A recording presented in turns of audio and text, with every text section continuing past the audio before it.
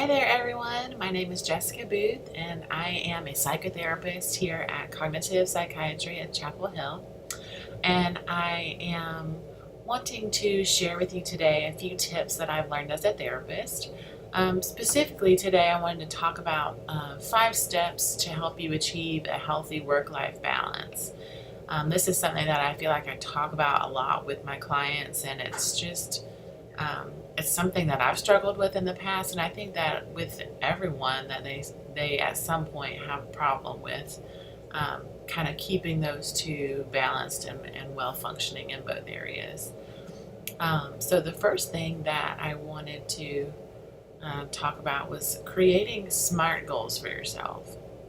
Now in this instance, when I say SMART, I mean that the goals are specific, that they're measurable, achievable, relevant, and time bound. So basically, I recommend doing one SMART goal for yourself for the week for work, and maybe one for the week for home or a social life or other areas of your life. That way you'll be able to kind of know what your goal is for the week and to give yourself a few days to be able to meet that goal, which is the time-bound aspect of the SMART goal. So you want to have a specific date or a due date to review your goal and make sure that you have time to get that goal finished. Be specific about what goal you want to set for yourself. Use things that you want to do, use action words to try to elicit a response in yourself, to try to give yourself that motivation to do that specific task. Try to make it measurable for yourself. Figure out if there's a way, yes, I did do it, or no, I didn't do it, or try to find a way to figure out how well you did at your goal so that you can determine whether or not you need to alter that for the following week. Make it achievable for yourself. I think that we tend to make goals for ourselves that are really unachievable or just so unrealistic that we can't ever make it. And then we get down on ourselves that we didn't meet our goals, and it just kind of turns into this negative cycle. So try to find a goal that is within your ability to do, something that you can accomplish, something that's attainable, relevant. Make sure that it's relevant to you. Make sure that it's something that you want to do. Make sure that it's a priority for you. Otherwise, you're not going to want to achieve it, or you're not going to be motivated to make this goal come to pass. So one way that I suggest that people make these SMART goals is to invest in an easy way to write down and store your goals. So for a lot of people, that's a simple notebook. For some people, it's like a calendar, workbook, planner type thing where you can write down your goals at the beginning of the week and then refer back to them throughout the week. For some people, it's to write their SMART goal down on their phone and maybe have alarms through the week to help them measure their goal or to keep them on track with their SMART goal. So that's just an idea. The next thing is to take 5. So whenever we're at work, we're stressed out, maybe we have a deadline to meet, it's really difficult to continue to work at your optimum level whenever you're just so stressed out and so worried about everything. Your brain just kind of shuts down. So in those instances, taking 5 minutes to step away from the computer or to take time away from that manual labor job, to spend some time on yourself, to relax your mind, to relax your body, and help you to regroup so that you can get back to that task and get through to what your goal is. Some ways to take 5 could be to use a meditation app. There's a lot of meditation apps out there now that are free that will guide you through some imagery or will give you a timed 5 minutes to relax and to close your eyes and just spend a minute on yourself. Deep breathing exercises. So a quick way to do a deep breathing exercise that isn't too noticeable to your colleagues and is really available to do is to look at your clock and to breathe in for about 7 seconds and breathe out for about 7 seconds. Hold it and then breathe in and out.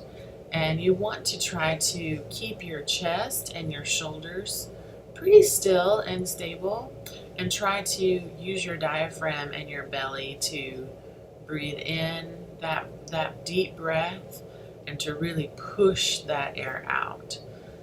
I think whenever we get stressed, we start to breathe through our chest area and we kind of tense up our shoulders, and that really contributes to tension headaches and all of that as well.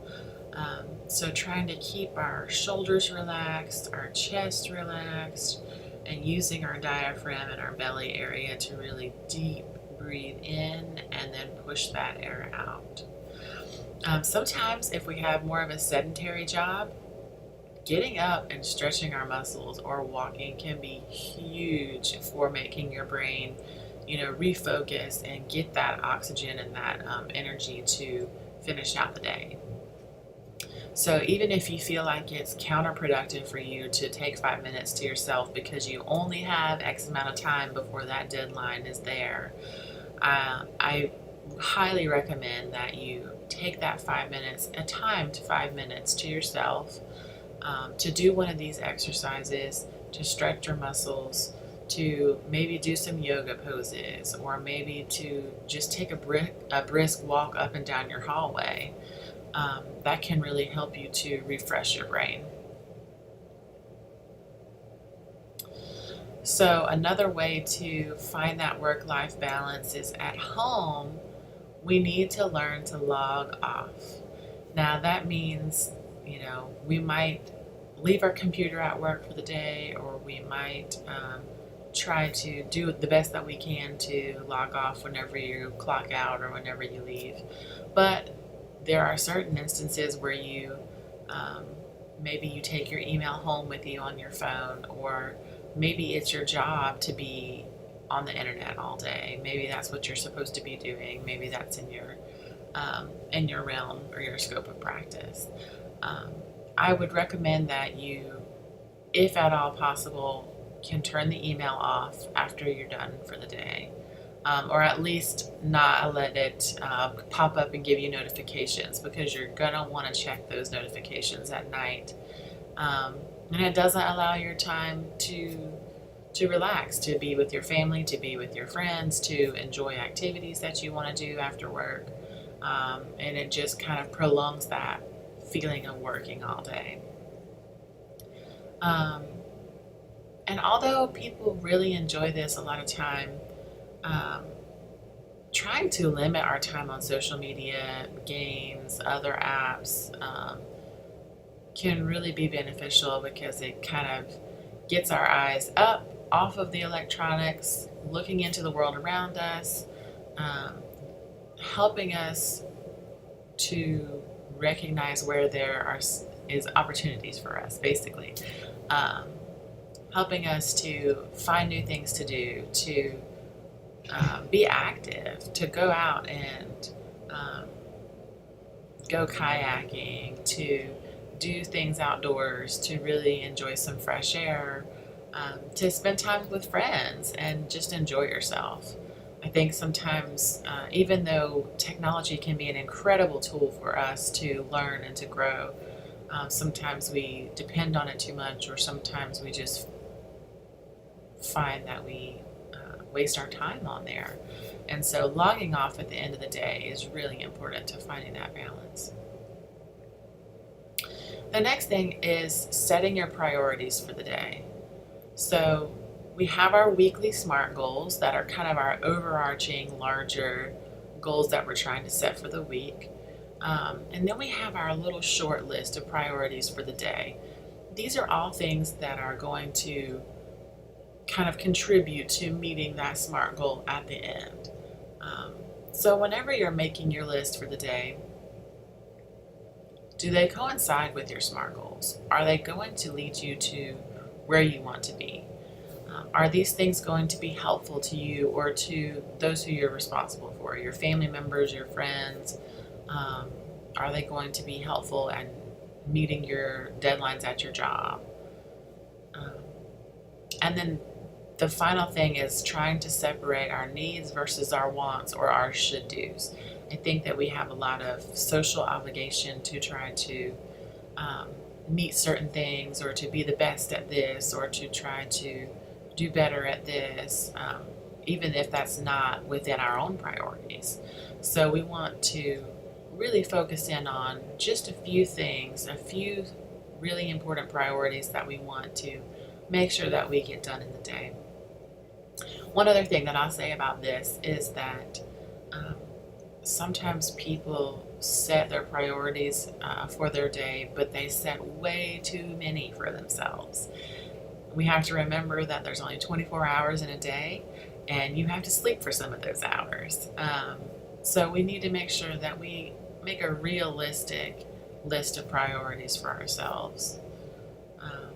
And that includes some at work, some at home, some with our friends and family, and to kind of try to make well-rounded choices for the day. And finally, I want to share with you that it is okay to ask for help. If you feel like you've been trying all these other tips, you really want to make this work-life balance more equal, but you feel like your job is way too overwhelming, or maybe you are a single mom and you have 3 kids and you just can't make it work at the end of the day. It's okay to ask for help. It's okay to know that other people struggle with this balance as well, and it's not just you. So I think that calling, talking to someone, talking to a friend, talking to family members, letting them know that you're struggling with this. People who are going to be really supportive of you will support you through this, and I bet that they'll actually be able to feel the same way, or share some of their own thoughts on things that they've experienced in the past as well. If you want to talk to a professional about it, or you feel like maybe medication could be helpful to you, give us a call. We can be there for you. We really like to keep our schedule open for our clients, and to make sure that your needs are met, and that if you are asking for help, that you can get the help that you need quickly, efficiently, and with dignity.